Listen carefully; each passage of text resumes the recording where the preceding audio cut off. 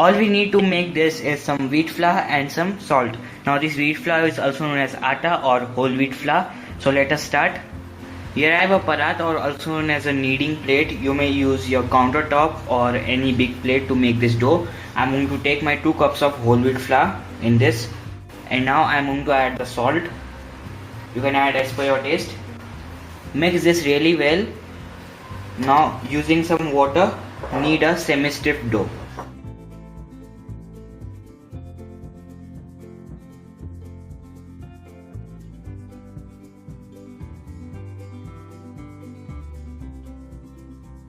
Now you can see this consistency here. This is neither soft nor stiff nor hard.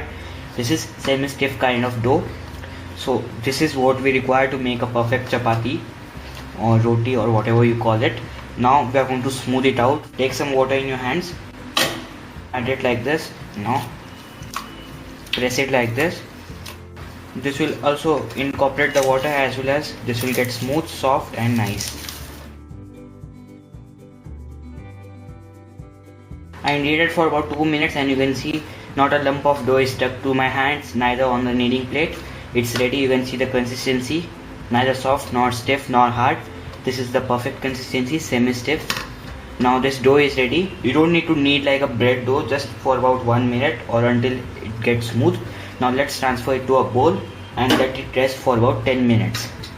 Now resting will enhance the texture of it and we'll be able to roll it nicely and perfectly. Here I have a rolling pin and a rolling board, and here I have our dough. This has been resting for about 10 minutes. Now we are going to take out a small dumpling out of it and make a smooth ball. Now this is good. I'm going to dust it in some flour and we are going to start rolling it.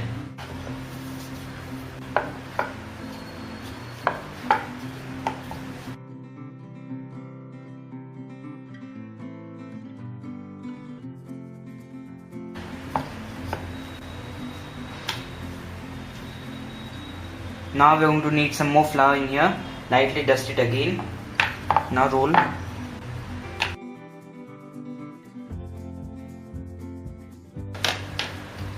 we are going to shake off the excess flour in here.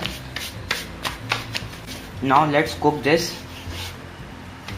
Here I have a cast iron tawa and make sure you use a heavy tawa. Now I am going to add the chapati into this mediumly hot tawa. We are going to wait until it gets light bubbles.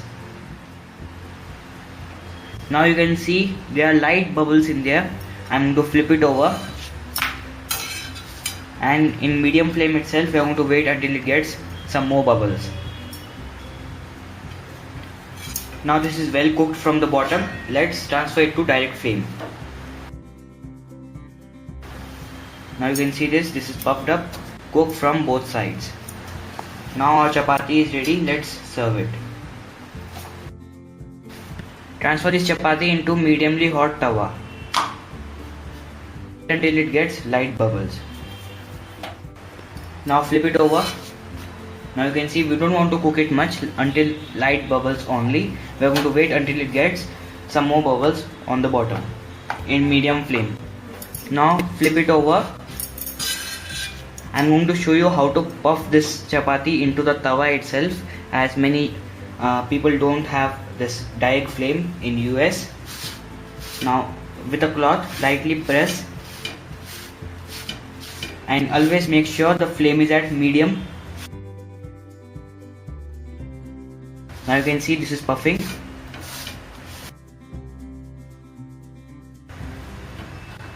Press it like this to make it even. Now there might be some holes, cover that. This is ready. Now transfer it to a plate and serve it hot. Our roti is ready. I prefer it without any fat. If you want to smear any fattening like ghee, oil or whatever, you may smear it on top and then serve it. So thank you for watching.